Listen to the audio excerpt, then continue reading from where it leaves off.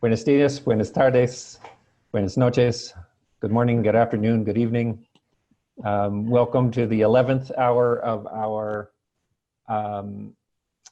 24 hours of project-based learning that Frank and Gabriel and I envisioned many months ago. And it's been a wonderful, though challenging at times, day. And we're fortunate to have four people that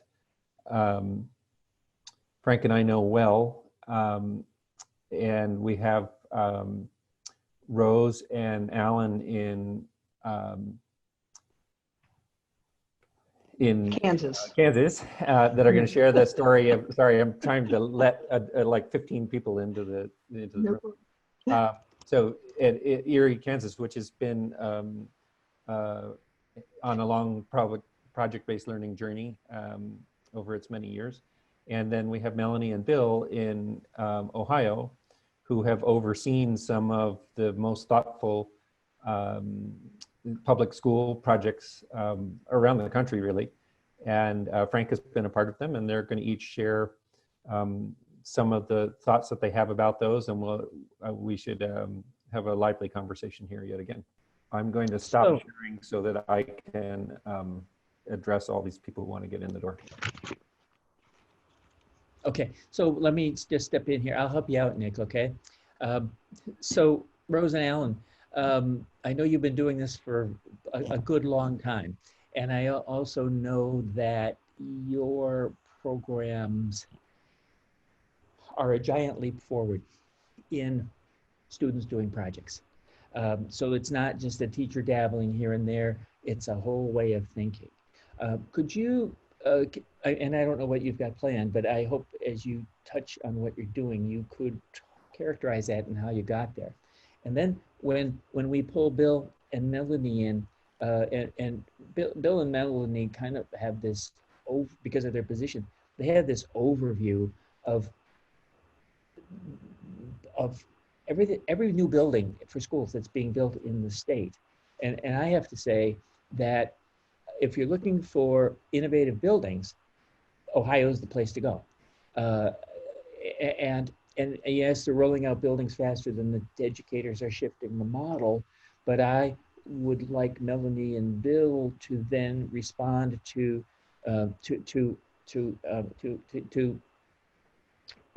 Rose and Allan's comments and have them talk about how the new building concepts can support the kind of teaching and learning you're doing out in the area. Okay, does that sound fair?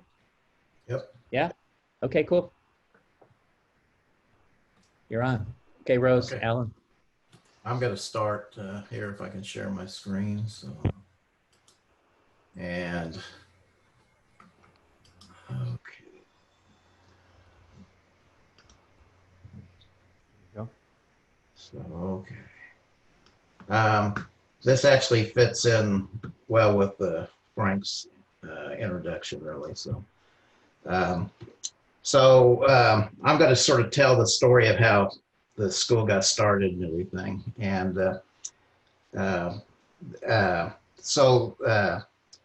there was Mike Carson was the superintendent of schools at that time, and he couldn't join us today. And then Rose was the PBL director. And then myself, I'm an architect and educational facility planner. So the picture in the background here is a moon buggy, and I don't know how well people can see that, but that's sort of grayed out. But they were doing a moon buggy project in advance of when we got there, and that was an after-school project, and they were creating these moon buggy things for competitions, and they were going down and winning categories in it. Pretty much every year they were winning different categories. So they had some, that was a great project-based thing right there. But in 2004, Mike Carson, superintendent, said, "Hey, we want to do a bond issue for a new school." And I said, so Mike, okay, what do you want to do different for teaching and learning? And Mike said, "I don't know, what do you think we should do?" And I suggested that they go tour the zoo school, or the School of Environmental Studies, which is built on a zoo thing up by Minneapolis, St. Paul. And it was a more or less project-based education school at the time. And so anyway, the principal said, I'll go do that. His son happened to play football for the Minnesota Vikings, and so he could go see that at the same time. So it really worked out well. So they went up and they saw this school and everything, and they came back and said, wow, this is really cool. We need to do this.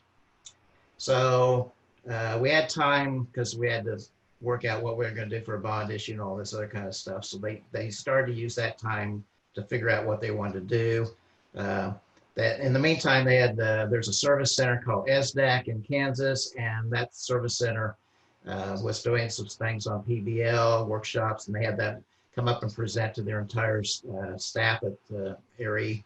They also had the staff read the book Passion for Learning by Ron Newell with Ed Visions. And anyway, so that sort of started their planning off. They also went and toured several sites in Minnesota and Wisconsin that mostly Ed Visions schools. And so the Ed Visions people were really helping them out. So the first picture here is New Country School, and then there's Northwest Passage, but we went and toured several more of those.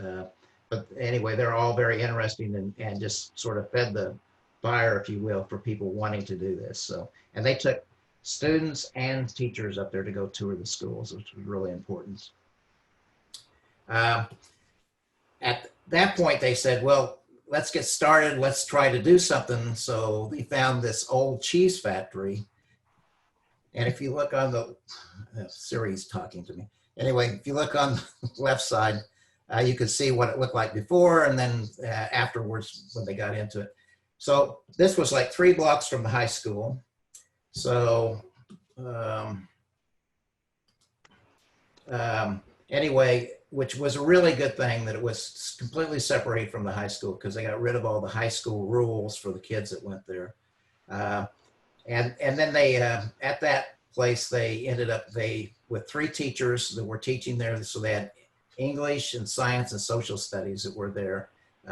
They brought in seniors to start off with, and the seniors came for half a day. The next year they had juniors come, and after that, the next year after that, they had all grade levels involved. So, so the process that they used was they had advisories. So they had 15 to 20 students per teacher for advisories. The teachers would start out with a teacher-led projects or 2, and one of them was the Mad Tom project, and that's what that picture is up there. And in that, they were trying to find out why a little fish in their local river was on the endangered species list. Anyway, so by doing the teacher-led projects, the students sort of figured out what the process were, and they got confident in what they were doing and everything. And after that, they went to sort of student-directed projects. And those projects were individuals or groups that were doing projects. And anyway, the students just sort of blossomed over the whole thing and were able, challenged with problem solving and those kinds of things. And the projects were built around the credits that they wanted to get. So the presentations was a big part of this. So they did their project and then they would do presentations to display what they learned.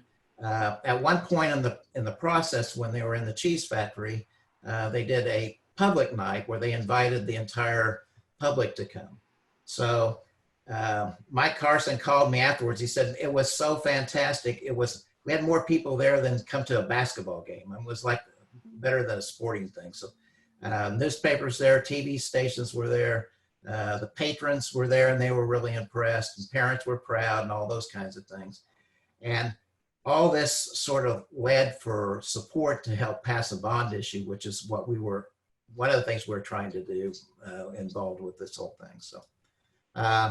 So in 2010, we completed this school, but the school itself, because they were doing the project-based learning and all those kinds of things, they started we had the teachers and all the staff and everything involved in designing the school. So we sort of designed the school all around project-based learning all the way. So it also, we ended up getting a LEED Gold certification out of it. And one of the reasons for that is because we had the green team on board, which was a project-based team of students, and they helped us get points for the LEED Gold thing. So the students were involved in the whole process as well. So while they were doing the things at the cheese factory, you know, the students got really engaged in what they were doing. So this picture's of a student, you know, that was locked out, sitting there, getting on their Wi-Fi, doing work because they couldn't get in the building, so they just come sit around the outside. And the students wanted to work over spring break, so they had to figure out a way to get a teacher up there to let them in. They just couldn't believe that this kind of stuff was going on. Students continued to do projects over the summer. And then when they wanted to help set up for the project-based learning and everything, you know, the students came and helped them set up things. At the first of the, when they got into it at the first of the year, they would do a 3-day boot camp, and all the students would come early to school and go through the boot camp and everything. So it was very, very engaging for the students to get involved in. So I'm just going to talk about a few of the notable projects that came out of this. So one of the things that came out of it was the kids were working on a hydrogen powered truck. Some way they're using hydrogen to save gas on it. I don't know how all that worked, but the other picture up here is a student that was handicapped, but he was working on doing jewelry and those kinds of things. They had students that won a NASA global competition, and students built a disc golf course. Anyway, they were just doing all sorts of very, very cool projects. And, you know, so they were doing hydroponics, broadcasting. They came and talked to the state Senate. They were doing cooperative things with Russia, where they had classes in Russia that they were working with back and forth. So they're, anyway, just the coolest projects, and it was just so exciting to be involved in. So, so as far as community involvement, here the kids are building the disc golf course in one of the city parks. They had to get permission to do all this, go in front of the city commissioners, all those kinds of things. And it was, anyway, great experience for them. But let's see, already talked, let's see. Okay. So, and then in order to do the projects, they all had to have mentors to do them. So, and so they got mentors both locally and statewide. They had a cattle person that was there that helped them do projects with from a rancher, local rancher, travel agents, former home ec teacher helped them, and then a chemistry teacher was helping them, former chemistry teacher. They have a farmer that was involved in bovine genetics, and he would help them do projects around that. A local plumber was taking on interns. So it basically went out throughout the whole community to be involved in this. And I think the community really got behind all this. And so this picture here is, they put on a World War II fashion show. And so they asked people in the community if they had old uniforms and fashion from that period of time. And, you know, all the old people or elderly people in the community looked through all their closets and they found things and loaned them to the kids at the school. And in one case, they found a letter in one of the uniforms from the father of one of the guys. And anyway, it was just a very emotional moment to go through. So, and basically that's what I've got as far as how all this started. And I'd like to turn it over to Rose to talk a little bit about some of the things that were going on there, and I'll get out of this shared screen. And while you're doing that, Alan, I'll just say great presentation. Very succinct and a wonderful sequence. Thank you. Thank you, Alan, and thank you, Frank. And I'd like to make a few points about the program that think may go along with what I've heard earlier today and might be of interest to you. As you notice, when we're building that building, we need collaborative spaces, a large space. And we had one room that was, I believe, an 8,000 square foot room, where when we moved to the new school, we utilized that room, and it was just so extremely effective. But what I wanted to talk about in our process are the teachers. You know, the teachers are the magic, and they're the heart of project-based learning. And I don't think any teacher can do this. I think it takes a special person. You know, I've got some notes here. Hockham, he really summed it up well. He says, joining PBL is like joining a family. So you have to have a teacher that's not only committed to the process, but has that collaborative spirit, because they have to work so closely with their peers for these students and incorporating all the different integrated subjects. And they have to be compassionate, because every student needs that cheerleader that gets behind them and helps them in any way possible. So I think that's very important. And to have an environment where these teachers are comfortable. We had 15 to 20 students to each teacher advisor. So each teacher in there, no matter what their certification, would take these students, and they would have their own desks, and they would be in their own areas. So we were able to group three in that room easily with a big presentation area. And can you still see me, guys? Mm-hmm. Okay. Yeah. Then before school, we met with the parents. We had our parent-teacher conferences before school even started. And we set aside an hour for each student, and the advisor would meet with the parents. We would do that to set goals, to talk about homework opportunities, what was their home like, situation like, how we can help them as primary educators for their students to be successful. How do they want to communicate with us? And it would be anything from texting to chatting to Facebook to calls, whatever. And it was very telling if we had no parents show up at all. So the next thing we did that the facility did accommodate is we did a boot camp. At the beginning, we were able to do this before school even started, and lo and behold, all the kids showed up. But now, with time constraints and money constraints, it's done during the first week in school.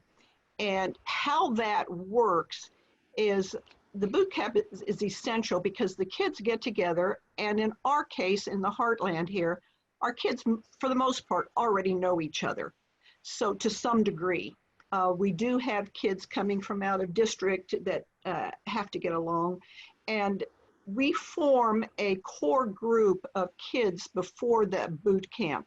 So these kids we can get their input and their ideas about some rules and procedures and things that we should follow during the year. And they hold themselves to a pretty high standard and think of many things we don't think about. So when we're able to start this boot camp, these kids are kind of in charge, because they've had several days of meetings with us and so forth. And we give them a few procedural basics, and then we take them out into our small community and tell them basically to find a project. So they're looking around, finding a project. Of course, we have a little bank if they possibly can't come up with anything. And so that's where some of our best projects came from. And one off the top of my head is when they developed, we had a couple of boys like disc golf. And that was turned into a year-long project. They had to do course design, talk with architects, talk with the recreation commissions in other towns that have it, trying to get the equipment, trying to get donations, and trying to fund it to advertising and the whole gamut. They learned quite a bit. So that was from this basic day where we take them out in the community. And then for the next 2 days, they're learning the programs they need to learn. They're researching and designing their little project. The fourth day, they prepare for a presentation. And then the last day, they do a presentation. And in that it's nice because the building allows for a presentation area, which is always helpful unless we have to go outside for their presentation or something. And some of the kids, you can tell, we had one girl pass out on us before she even started because, bless her heart, she was so scared. So we kind of took her in the room, which was nice to have these little breakout rooms where we can meet with students, because we do allow for one-on-one time in them, and then seminars. For instance, as an English teacher, I would conduct a little seminar and I would pull out maybe a small group of students on a particular skill that needed to be worked on, and that allowed me to do that. And all our projects were authentic. Allan told you we had mentors. For such a small community, we were amazed at all the mentors we could find locally and globally. From that a bovine geneticist, to people in the community who offered skills that we didn't even know existed. And we would just put the word out on social media, which was a great way to communicate then. We also did internships where we had students go from 1 day to 1 year long internships because we had a career component built in. And so the project cycle has changed over the years, but I think each year it gets better, and we always try to make it better every year. We learn from what we've done. Any questions, or because I can't see anyone for some reason? Yeah, and I'm picking up on some of the things that were shared by others, other experts as being essential. So you have a very small school. I don't think you told us how large it was. Okay, we had 60 students in our program in a school of about 170 to 180 students when I was there. Right, okay. So many, I mean, it's very highly unusual for a public school to be that small, and I'm sure that brings many, many great qualities. So I'm wondering, thinking about how other speakers have said it's really important for students to be comfortable with each other, to feel safe. Can you comment on the safety that comes from small size? And oh, by the way, we can organize our bigger schools as groupings of smaller schools within them if we want to. And then my other part that has to do with your size, but also what you said at the very, very beginning. It sounded like as this idea came to you, as you figured it out and you went up to the zoo school, it caught fire in your district. And can you tell us about the teachers and their feeling of safety and comfort, and whether that social aspect of who you are is the reason why you've been able to do this so deeply and so quickly? Well, yes, I will tell you, in the very beginning, while the administration was viewing these other schools, 2 teachers had attended this conference, and they came back with this idea from Ed Visions. They just thought, oh, this is wonderful. We'd like to do more about this. So we did a lot. We did 2 years of research and learning. Teachers knew at that point, yes, we were successful. Yes, we had over a 90% graduation rate. That was fine. But they also were seasoned enough to know that what we're currently doing isn't going to work in the future. It's just absolutely not. We were seeing more apathy. We were seeing a few dropouts, which was unusual, you know, for a small community. And so we knew we had to do something. So they wanted to learn more, and we supported them. We gave them, those 3 core teachers and myself as a director, had a common plan time set aside at the end of the day to plan for the first year of implementation. So they had a lot of autonomy into how they were going to design it. They felt ownership. They felt a sense of, we went to that small cheese factory. They worked on setting the environment up. They worked on infusing all those great standards and everything into those very rich projects. And so they felt a great deal of ownership in this. And I think that's important for them to have that autonomy and to feel that and to feel supported. I think that was very important. And they did feel safe. They were, yes, we had to have standards, but they were given a lot of flexibility in what they could do. And it was nice because we started off with kids there a half a day, which was perfect. It wasn't too long, it wasn't too short. You had some sustained time. And they got to really know the kids. When you have an advisory of 15 to 20 kids you're responsible for, such like in an elementary position, you really get to know those kids and really form a tight relationship with them. And I think that was important. And being in the large room too, where you had 3 advisories, those kids were able to see what was going on in the other advisories, and the teachers were able to see, and easy for the teachers, for the English teacher and the science teacher to go back and forth and to kids go to who they needed, like a busy work environment. I think that was very important. I'll tell you one quick story. I had a little girl who was challenged, but she picked up on the program we were using just really well and quite fast, and we were amazed. And so one of our gifted senior boys came over and asked her to help him. And she was just so elated. This boy talked to her, and he in turn helped her with her math. And I'm sitting there at my desk having crocodile tears watching them. And he came over and he says, Miss Fry, if it weren't for this program, I would have probably never have spoken to her. So there was a sense of safety, a real strong sense of family. So much so that if the room got messy, we had a place with a couch and chairs and a little microwave and refrigerator and stuff like that, a little living room area if they needed to relax and work there. And if that got messy or dirty, they got in there and cleaned it up. I mean, you know, they took ownership of it too. The kids took ownership, and I think that was important. So yes, they did feel safe.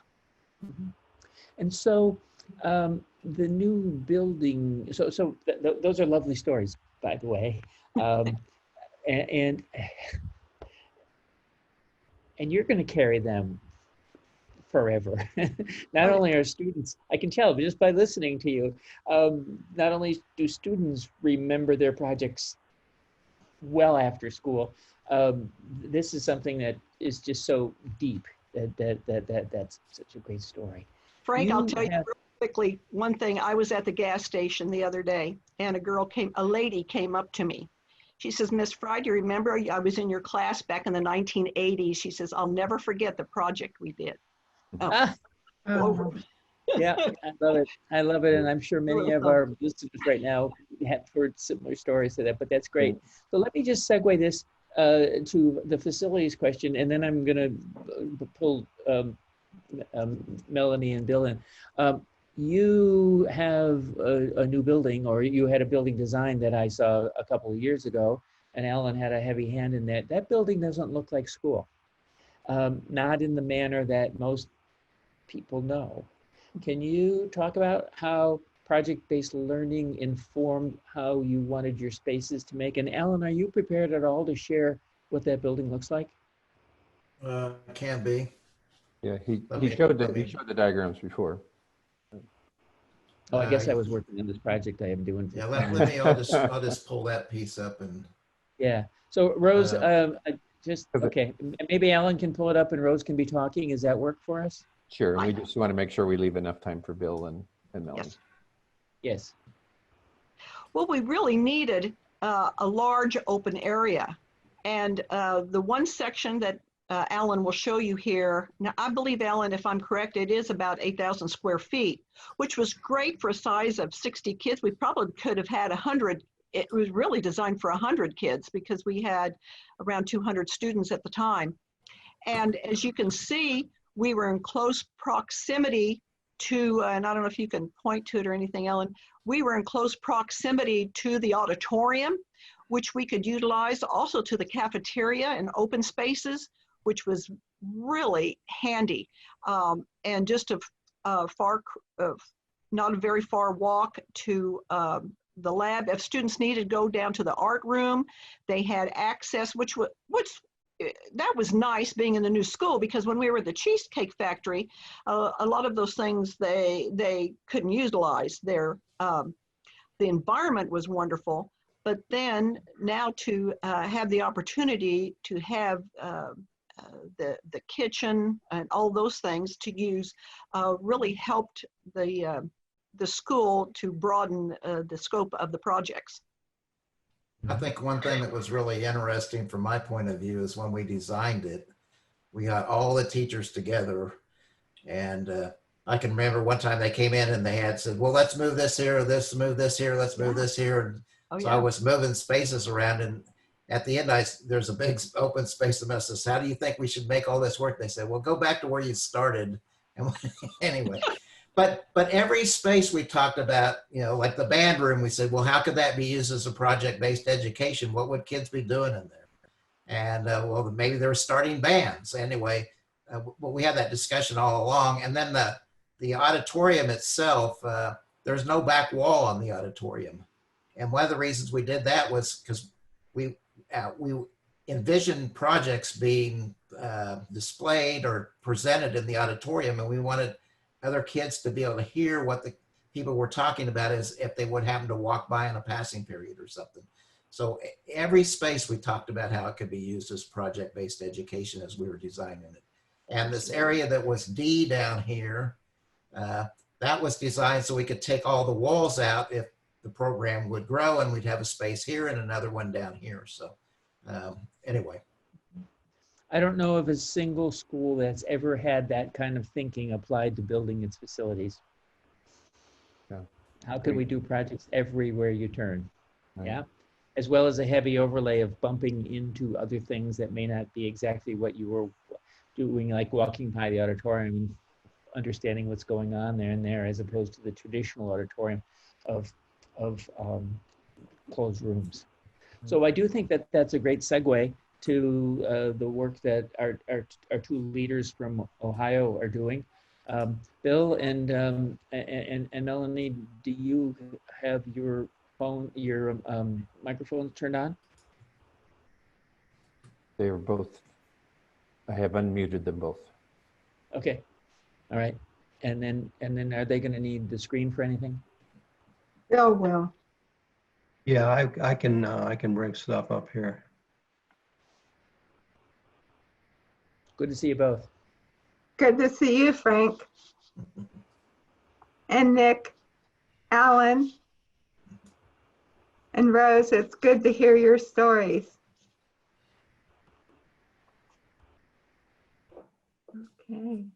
Well, I'm Melanie Drerup, as Frank mentioned, and I'd like to share how Ohio is planning and designing buildings to support project-based learning. I'll cover the Commission's overview, as well as the tools that we have developed to support our high-performance learning environments. We have,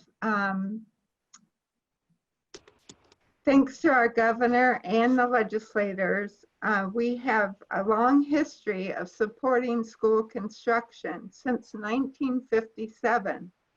In 1997, as a part of a response to the Drerup lawsuit, the commission was created. In 24 years, we have completed over 1,200 schools, serving over 600,000 students, spending over 12.4 billion state dollars.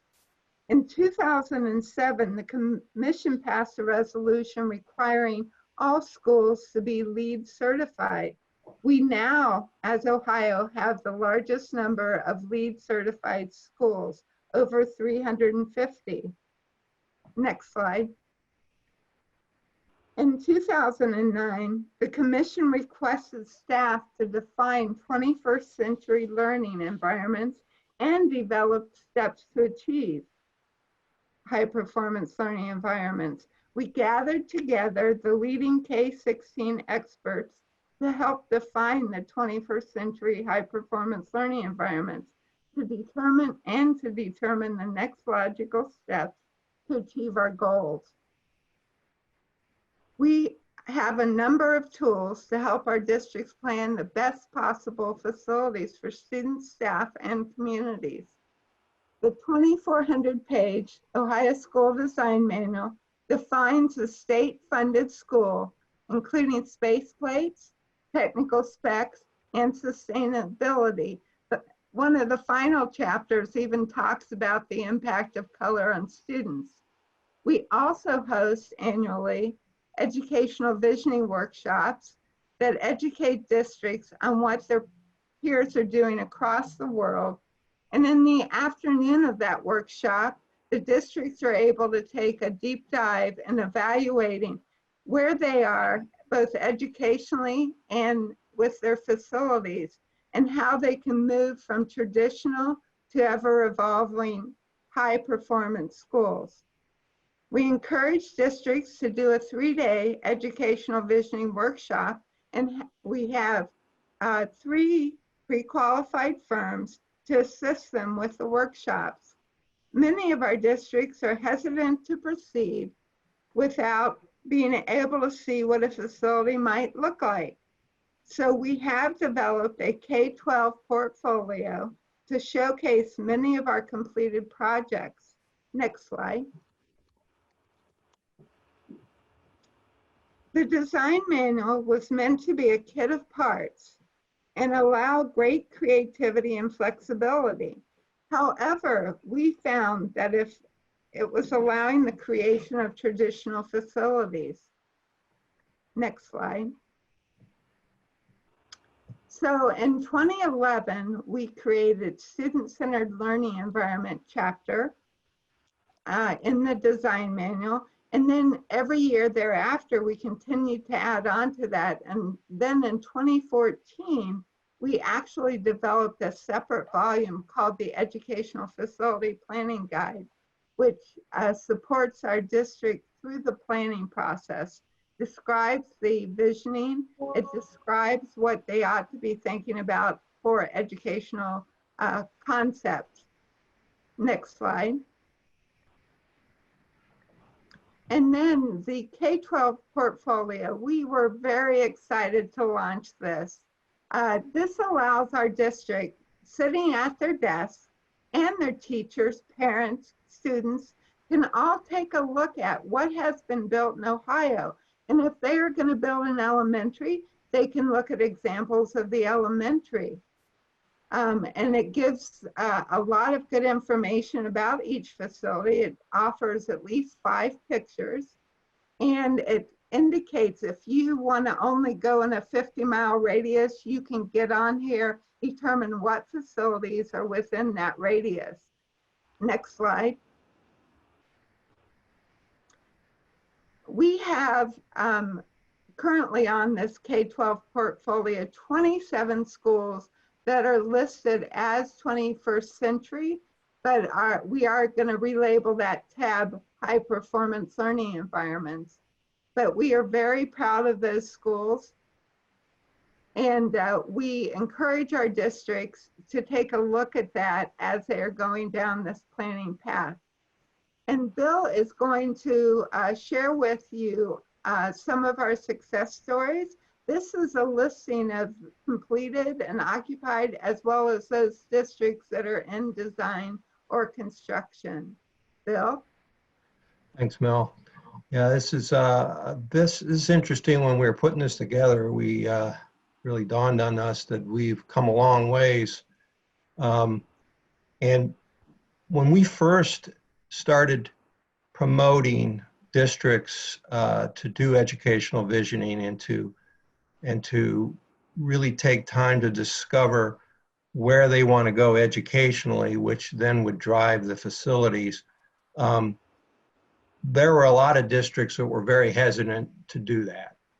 And they were intent on just sort of creating a new version of their old layout. But now, and so as a consequence, back then, very few were interested. Now, I believe it's flipped. Now we're finding that most districts, by a large majority, understand the importance now of taking the time to first talk about education, their what they are currently doing and what they feel they should be doing. And that's what happens at these educational visioning sessions that we have. So it's really exciting for us to see how far we've come in sort of changing that paradigm with districts in really exploring what they ought to explore. So we wanted to take a few minutes. May I jump in? Bill, may I just jump in and Sure. comment? I've led a good number of those visionings in the last 4 or 5 years, and I would say absolutely project-based learning comes up with every district as one of the 4 most important desired future delivery models. So the desire is there. It's just the getting it deployed, figuring out how to get it to be done. And when they say we want to do project-based learning, that leads the design team to make buildings that support project-based learning. Okay, Bill, back to you. That's correct. And so we're going to show, we have plenty of them here, and I know we won't be able to go through all of them, but I wanted to sort of give you some examples of some fairly recent projects that have been completed that really have dived into this. This is North Ridgeville. In fact, Frank and I made a presentation on this with the district just a couple of months ago. Fairly recent. They've been in the building now for 2 years, 2.5 years. And they went through the educational visioning process. They definitely wanted to make this a high performance learning environment. And in fact, even before this project came along, they were doing the best they could in their existing facilities. But this is one district where we actually have some evidence that the student learning has improved vastly, which is exciting to be able to share. So they did go through a visioning process. They went through 3 days of learning about what's going on in other places, learning about the concepts, talking about what they're currently doing, and exploring what options they had. And this slide is really the slide that really was the outcome of that experience, both educationally and then from a facility standpoint, what those concepts would be that are driven from those educational concepts. And as Frank mentioned, you can see up there, number 2, project-based learning, small learning groups. This is a theme that we see on a majority of our school districts. This is an overall floor plan. This is a 3-8 building. It's kind of an odd configuration. It has the sort of the upper level elementary and as well as the middle school. Let me show you. I want to go to the wing. It's pretty unique. It has each of these learning communities. And there's multiple levels. And in the center area, there's a very large collaborative area with a stair and a sort of a media center. This is the other grade level. This is the middle school level. And then this is how the studios are broken out. Each one that has a variety of spaces. You can see their making lab, which is where they do a lot of their project-based learning projects. And teachers obviously are working in groups. Some photos of the area. You can see a little presentation area. It's in the large area, an extended learning area. And then this is the middle school studio, which is set up with a similar arrangement with the large collaborative area surrounded by varying sizes spaces. And then I'm just going to kind of flip through some of these. This is the middle school collaborative area. And then this is the large area in the center with the sort of the learning stair, as a lot of folks call them. This is one of the most exciting things that came out of the presentation we did, and we got this information directly from the school district, is that their testing performance has shown remarkable improvements. And you know, whether it's all has to do with the facility or not, you know, who knows, but it is pretty amazing. And then there's a couple of other things that come out of that. They found that they have more instructional time because of the way the teachers are able to control the movement of the students and the agenda of the students. They found that they had more time for intervention, and they also had a significant improvement in discipline.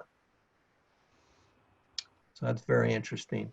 Some other ones, Lake Local Schools, which is an elementary school. They've been in this building now for a year and a half. Well, they would have been in for full 2 years. They went through educational visioning, implemented the student-centered learning environment, went through the educational visioning. And again, if you look at the educational outcomes, the number one that was up at their top of their list was project-based learning. So this school was designed to accommodate that as best as it could. This is a sort of an isometric of how one of the learning wings or the community with the similar type of arrangement with the varying spaces surrounding a extended learning area. All of the classrooms have movable doors. In this case, they're garage doors. You can see the activity lab. Then they have teacher collaboration areas. And I think that's also a theme, that each one of these learning communities is sort of self-contained. They have their own restrooms. They have a place for the teachers to do all their planning, working together. It's sort of self-contained so that those students can spend most of their day within the learning community. This is just a blow up of one of the small learning areas. Love this building. It reminds me of a children's museum.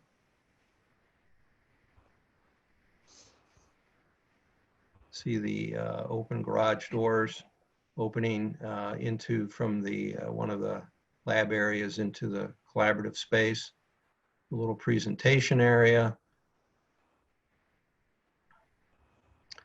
This same school district also had a middle high school project where they took their existing high school and renovated it into a middle high, added a high school wing. So they went through educational visioning at the same time and worked through all of those grade levels when they were doing the educational visioning. The wing on the bottom down there was one of the new wings. And you know, this is interesting because we find most high schools that we still work with, when it comes to the high school education, they're still pretty entrenched in the departments. And this is a district that is attempting to break out of that mold and begin to set the classrooms up so you can get some true interdisciplinary work going on.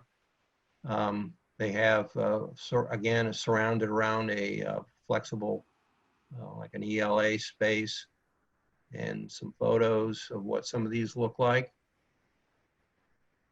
Lots of interesting collaborative spaces, small areas where kids can do small projects or just get together and work together. Very much different from school I went to. Another recently completed Excuse me, school, Bill. Talent City Bill, Schools. right Yes, here. Can we do a time check, Nick? We doing okay?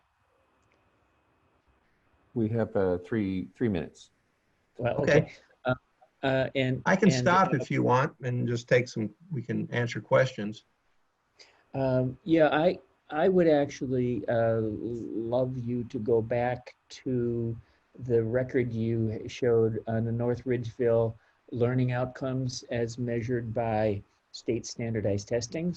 And I just want to underscore, so that, and then the next one as well. At the next slide, if you could, Bill. Yes, okay. So I normally don't make great references to state standardized testing, but every educator does, and their jobs depend on it, and so we have to work with that. This is a case where the ODE, Ohio Department of Education, testing over several years, has validated that the shift in the educational model, and as Bill described it, a heavy dose of PBL, but also teachers collaborating together, teachers autonomous in their small group working area. At the end of the bell schedule, there's no bell schedule, and they save, they basically have more minutes for education. And a really important one, 55 fewer referrals to the office for discipline. This is powerful stuff. And this is the only, I mean, I've worked with lots of districts. This is the only one that we've really got good measurements and measurements over time.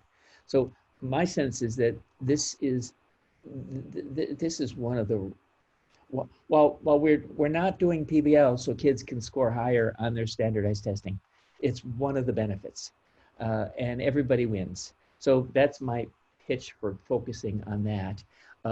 And then lastly, if we could just pull this back to Rose and Allan, you've just seen a whole lot of facilities examples. And sorry I cut you off, Bill. Right. The ones you've shown are really expressive of the pulse in Ohio now. Can you comment on how your programs, Rose, might fit into spaces like that? Well, absolutely, because we have to utilize all of those things you talked about. It's very important to have collaborative time. It's very important to have that visual collaboration when you can see other spaces and other students. And then those breakout areas you had too, and those comfortable seating areas. I think those are all important because they do reduce discipline problems dramatically. And it just forms that sense of family that teachers need to work together. I think is so important. Mm-hmm. And of course, you know, when you are spending that much sustained time in project-based learning, you bet grades are going to go up. Test scores are an added benefit. So I think the designs, I'm encouraged to hear that so many schools are putting project-based learning forward in their planning. I'd like to make a comment about this a little bit. And so at one point in time in my career, I got to go to, oh my gosh, what's the name of it? At Stanford, the D School. Yep. And walk through that, okay? And also been to some high-tech schools. And one of the things that's sort of become a little clearer to me over time is I think we're building some of these areas too nice. When they were working in the cheese factory, I liked that environment a hell of a lot better than I liked what we designed for them, to be honest with you. It was just all carpet and all this. I mean, project-based learning is messy. And, you know, you go to high-tech high and they're pounding nails in the walls and there's art everywhere. And they've drawn all over the buildings and stuff. You tell me that any of these schools you just showed me, they're going to allow any of that to happen. And I'll tell you, you're wrong. I mean, we need to rethink a little bit about how we're designing these schools to make them so the schools get out of the way of the education that goes on there. And I'm going to stop. It begs for the storefront schools and schools we've seen in old malls and yeah, redone those. Yeah. Yeah, excellent um, point. Allan and I have had this conversation many a time that we make our buildings too precious. Yeah. And I'm thinking, you just mentioned malls, and I know we need to cut away. So in Paradise, where the fires destroyed California, they lost their school, lost a tremendous amount of their buildings, and so they're temporarily in a mall. And I suspect that school in that mall is probably better than whatever they were in and whatever they're going to get moved back into someday when they build another school for them. So, Yeah. Unless the teachers are trying to make the mall look like their old school. yeah, maybe. Putting up dividers, Yeah, having kids in straight rows, listening to the teacher at the front of the room. right. Well, thank you, all four of you, and Frank too, for helping to facilitate those projects as much as also providing the commentary along the way. Thank you very Yeah. much, Nick. Great. We're going to Thank you. end this recording and start another one here in a moment. Thank you so much.